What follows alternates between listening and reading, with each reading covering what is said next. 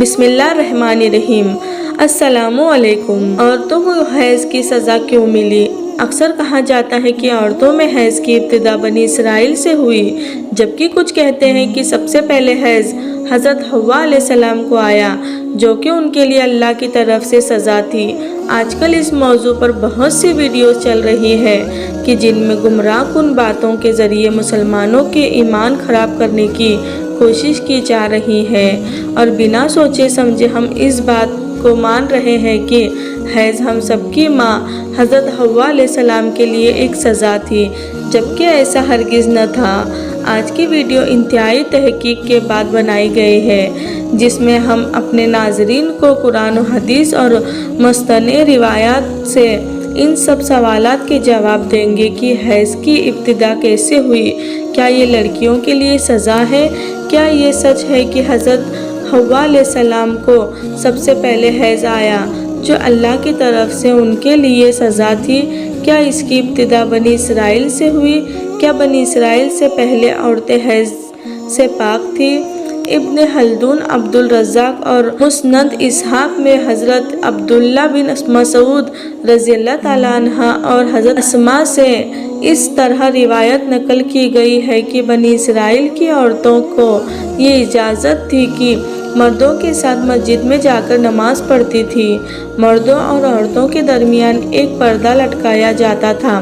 پھر ایک دن ایک لڑکی مسجد میں نماز ادا کرنے کے لیے آئی۔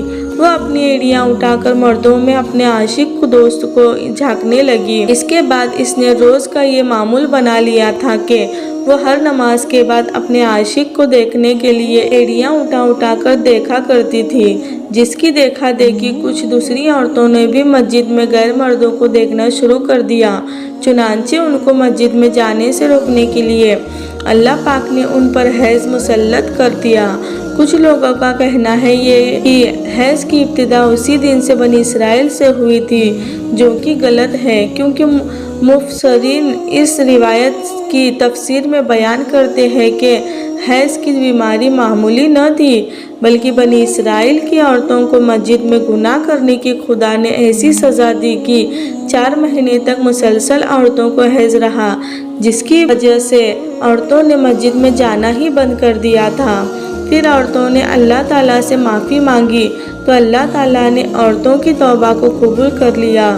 یہ عذاب عورتوں پر ختم ہو گیا۔ پیارے دوستو، مستند اور صحیح احادیث میں بیان کیا گیا ہے کہ عورتوں میں حیض کی ابتدا روز افضل سے ہے۔ حیض کے حوالے سے 2 احادیث بیان کرتے ہیں۔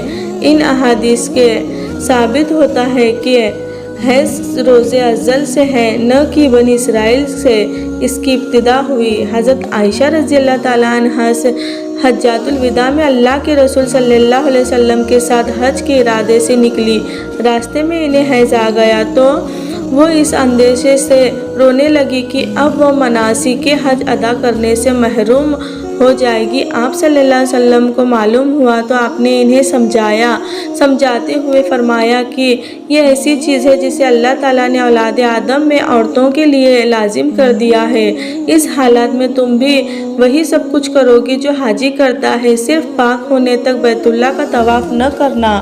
بالکل اسی طرح ایک احادیث سے حضرت سلمہ رضی اللہ تعالیٰ عنہ سے بھی مروی ہے کہ حضرت سلمہ بیان کرتی ہے کہ ایک موقع پر میں رسول اللہ صلی اللہ علیہ وسلم کے پاس بیٹھی تھی کہ مجھے حیض آنے لگا۔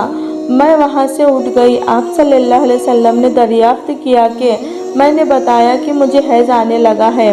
آپ نے فرمایا یہ ایسی چیز ہے جسے اللہ تعالیٰ نے آدم کی بیٹیوں پر لازم کر دیا ہے۔ ابن خلدون، ابن کثیر اور امام بخاری نے حیض کے موضوع پر ایک باب قائم کیا ہے جس کا نام تینوں میں حیض کا آغاز کیسے ہوا رکھا ہے۔ اس میں تینوں نے ہی حضور اکرم تاجدار کائنات حضرت محمد صلی اللہ علیہ وسلم کا فرمان نقل کیا ہے۔ حیض وہ ہے کہ جسے اللہ پاک نے آدم کی بیٹیوں پر لازم کیا ہے۔ اب ہمیں اس سوال کا جواب تو مل چکا ہے کہ حیض کی ابتدا بنی اسرائیل سے نہیں ہوئی، بلکہ اس کی ابتدا حضرت آدم کے ہی زمانے سے ہو چکی تھی، کیونکہ حضور اکرم نے فرمایا کہ علامہ ابن حضرت عسقلانی اور فتح लबारी में भी यही साबित हुआ है कि हैज़ की इब्तिदाई तकलीफ से औरतों के मुकद्दर में लिख दी गई है। अब इन रिवायत में रोशनी डालते हैं जिनमें ये लिखा गया है कि हैज़ की इब्तिदा हज़रत हव्वा से हुई और ऐसा बतौर सज़ा हुआ। इमाम तबरी रातुल बकर में आयत नंबर 25 की तफसीर में हज़रत अब्दुल रहमान बिन ज़ैद की ये रिवायत नकल करते हैं कि हज़रत हव्वा को पहले हैज़ नहीं आता था।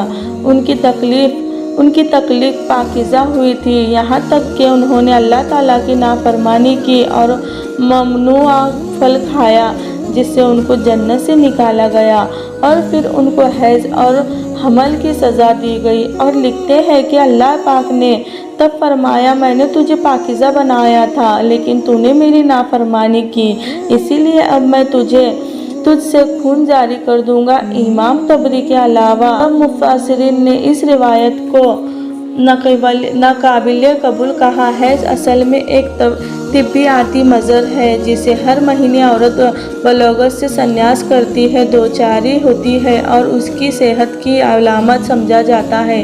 इसी हैज़ के खून से ही बच्चे को परवरिश किया जाता है। ये अल्लाह ताला का निज़ाम है। गैर हमला औरत की अगर दोचार होती है उसकी सेहत की अलामत समझा जाता है। इसी हैज़ के खून से बच्चे की परवरिश की जाती है। ये अल्लाह ताला का निज़ाम है। गैर हमला औरत को अगर हैज़ ना आए तो उसको बीमारी की इलामत समझा जाता है।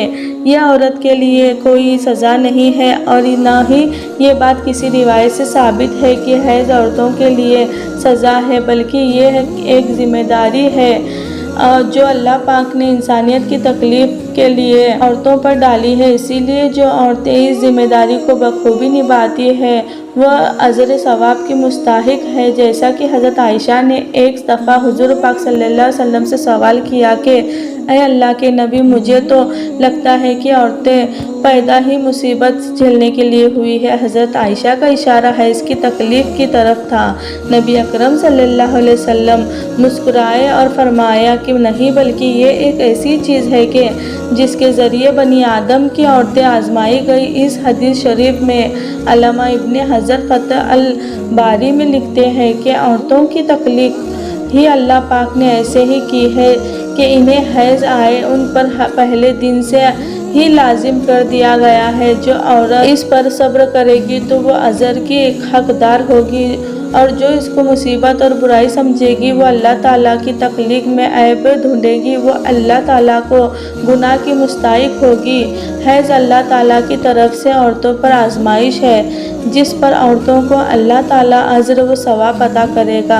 प्यारे दोस्तों, उम्मीद करती हूँ कि आपको ये वीडियो पसंद आई होगी। मज़ीद इस्लामियत वाक़यात के वीडियोस के लिए हमारे चैनल नूरानी हदीस चैनल को सब्सक्राइब ज़रूर करें और साथ ही दूसरों तक शेयर ज़रूर करें। इंशाअल्लाह।